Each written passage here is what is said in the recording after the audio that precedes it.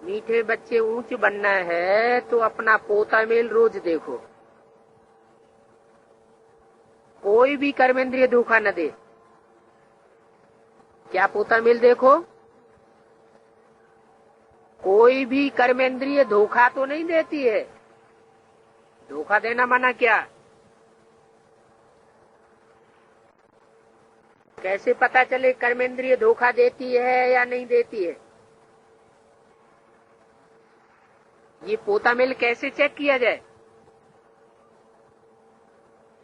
अगर कर्मेंद्रिय धोखा देती है तो क्या रिजल्ट होगा, और धोखा नहीं देती है तो क्या रिजल्ट होगा? कर्मेंद्रिय धोखा देती है तो पतन होगा, पुरुषार्थ में गिरावट आवेगी, मनन चिंतन मंथन हो न सके,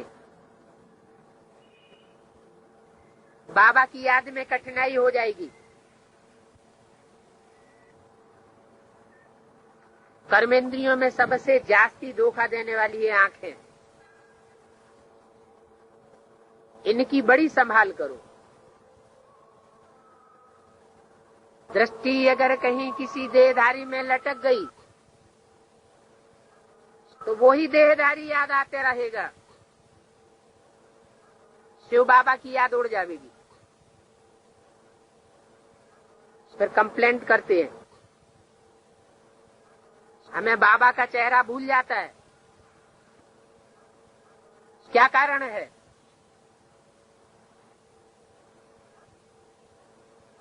आत्माभिमानी होकर बैठे हो। आत्माभिमानी होकर बैठेंगे तो परमात्मा बाप भी याद आएगा। हर एक बात अपने आप से पूछनी होती है। उसमें पहली बात है, हम आत्माभिमानी होकर बैठे हैं और बाप को याद कर रहे हैं कि बीच बीच में कोई और की याद इंटरफियर करती है। याद का व्यभिचार पैदा हो जाता है। गाया हुआ भी है, शिव शक्ति पांडव सेना। ये शिव बाबा की सेना बैठी है ना। किसकी शक्ति? शिव शक्ति।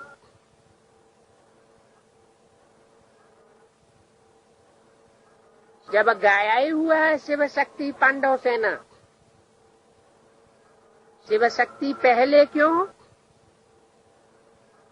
और पांडव सेना पीछे से क्यों? पहले शिव की शक्ति, फिर पीछे से लगी हुई है पांडव सेना। किस लिए? पीछे पीछे कौन चलता है? पीछे चलता है गार्ड। पांडव सेना किस लिए है?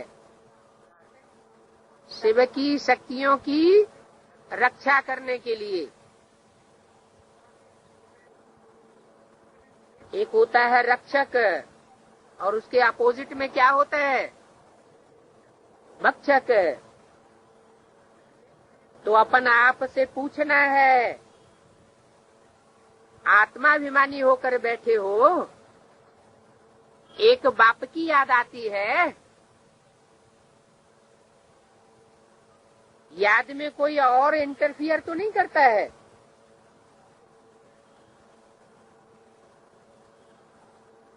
शिव बाबा की सेना बैठी है, उस जिस्मानी सेना में सिर्फ जवान होते हैं, वहां सिर्फ नौजवान होते हैं, बूढ़े बच्चे आदि नहीं होते हैं। और यहाँ इस सेना में तो बूढ़े भी हैं, बच्चे भी हैं, जवान आदि सब बैठे हैं। ये सेना है माया पर जीत पाने के लिए। हर एक को माया पर जीत पाकर के बाप से बेहद का वर्षा लेना है। पहले क्या करना है? पहले माया पर जीत पावेंगे। जितना जितना माया जीत बनेंगे, उतना उतना जगत जीत बनेंगे। माया जीत नहीं बनेंगे तो जगत के ऊपर तो क्या, अपने परिवार वालों के ऊपर भी जीत नहीं पहन सकेंगे।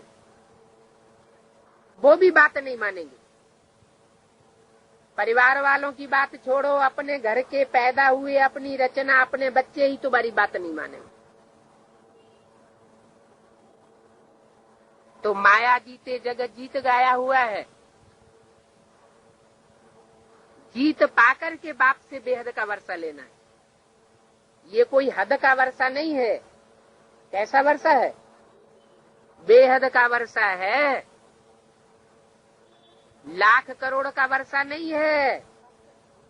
दुकान मकान का वर्षा नहीं है।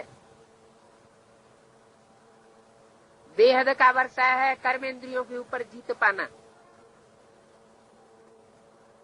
बच्चे जानते हैं माया बड़ी प्रबल है। कर्मेंद्रियां ही सबसे जास्ती धोखा देती है। चार्ट में ये भी लिखो कि आज कौन सी कर्मेंद्रिय ने धोखा दिया। आंख, नाक, कान, कोई भी कर्मेंद्रिय धोखा दे सकती है। कान धोखा देते हैं तो कोई की सुनी सुनाई बात फीलिंग कर लेते हैं। फालतू बातें सुनकर अपनी अवस्था खराब कर लेते हैं। नहीं तो क्या करें? फालतू बात सुनी तो क्या करें? हियर नो इविल, एक कान से सुनो, दूसरे कान से निकाल दो। तो कर्मेंद्रिय सबसे जास्ती धोखा देती है। चार्ट में लिखना चाहिए, आज फलानी को देखा। ये फलानी क्या होता है? फलानी माना फलानी को देखा नहीं, चार्ट में नाम लिखना चाहिए कि आंख किसकी तरफ गई, कहां अटक गई, आंख कहां डूब रही है, किसके प्रति डूब रही है, उसका नाम लिखो। फलानी माना नाम लिखो। फलानी को देखा तो दिल हुई इनको हाथ लगावे, इनको प्यार करें, यह करें। यह करें माने क्या करें सो नहीं बताया, डॉट डॉट डॉट। ये आंखें बहुत नुकसान करती है, बहुत धोखा देती हैं। हर एक कर्मेंद्रिय को देखो, कौन सी कर्मेंद्रिय है जो बहुत धोखा देती है, बहुत नुकसान करती है। कौन सा नुकसान करती है? हैं? सबसे बड़ा नुकसान कौन सा हो जाता है? याद का नुकसान हो जाता है। जो अभी थोड़ा सा टाइम बचा हुआ है, अनेक जन्मों के पाप कर्म दग्ध हो सकते हैं अभिविचारी याद से। उस अभिविचारी याद में माया क्या कर देती है? कर्मेंद्रियों के द्वारा लोड़ा डाल देती है। दूसरों की याद आने लग पड़ती है, याद व्यभिचारी हो जाती है।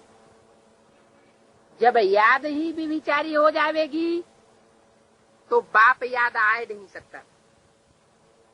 बाप की याद नहीं आवेगी, व्यभिचारी याद आवेगी, तो व्यभिचार से नरक बनेगा या स्वर्ग बनेगा? बाप आया हुआ है स्वर्ग बनाने के लिए और हमारी कर्मेंद्रियां नरक बनाए रही है, तो हम कहां के मालिक बनेंगे? सिंगल ताजधारी बनेंगे या डबल ताजधारी बनेंगे? नरक के राजा बन सकते हैं। तो कितना घाटा आ जाता है। सूरदास का भी इस पर मिसाल देते हैं। क्या मिसाल देते हैं? कहते हैं सूरदास ने अपनी आंखें ही फोड़ ली। तो अपनी जांच रखनी चाहिए। आंखें फोड़ने की बात नहीं है, आंखों को कंट्रोल करने की बात है। आंखें बहुत धोखा देने वाली हैं। अच्छे अच्छे बच्चों को भी माया धोखा दे देती है। भले सर्विस तो बहुत अच्छी करते हैं, परंतु आंखें धोखा दे देती हैं। इस पर बड़ी जांच रखनी होती है, क्योंकि ये आंखें बड़ी दुश्मन है ना। कब दुश्मन है? जब बाप को देखने के अलावा कोई और को देखती है तो ये आंखें क्या बन जाती है? हमारी आत्मा के पुरुषार्थ के लिए दुश्मन बन जाती है, हमारे पद को भ्रष्ट कर देती है। जितना ऊंचा हमारा जन्म जन्मांतर का पद बनना चाहिए, उस पद में घाटा आ जाता है। जो सेंसिबल बच्चे हैं उनको अच्छी रीति नोट करना चाहिए। क्या नोट करना चाहिए? पोता मेल अच्छी रीति नोट करना चाहिए, नाम सहित नोट करना चाहिए कि कौन सी कर्मेंद्रिय ने धोखा दिया, कितना समय धोखा दिया और किसके प्रति धोखा दिया। जितना क्लियर कट करके पोता मेल बाप को देंगे तो उतना फायदा होगा। डायरी पैकेट में पड़ी हुई हो, क्योंकि घड़ी घड़ी देह अभिमान में आते हैं, घड़ी घड़ी इंद्रियां धोखा देती हैं। जैसे भक्ति मार्ग में बुद्धि और तरफ भागती है, तो जो अच्छे अच्छे भक्त होते हैं वो उसी समय अपने को चुटकी काटते हैं, नकोट लेते हैं अपन को। तुमको भी सजा देनी चाहिए। किसको सजा देनी चाहिए? अपने आप को सजा देनी चाहिए। बड़ी खबरदारी रखनी चाहिए। कहीं कर्मेंद्रियां धोखा तो नहीं देती है, किनारा कर देना चाहिए। काहे से किनारा कर देना चाहिए?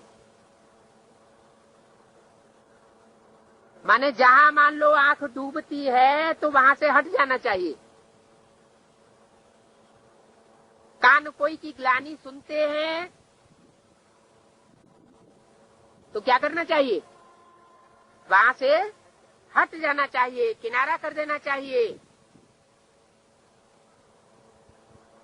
खड़ा होकर के देखना भी नहीं चाहिए, नहीं तो और ही संग का रंग लग जाएगा। संग तारे कुसंग बोरे। ये स्त्री जाति और पुरुष जाति का ही बड़ा हंगामा है।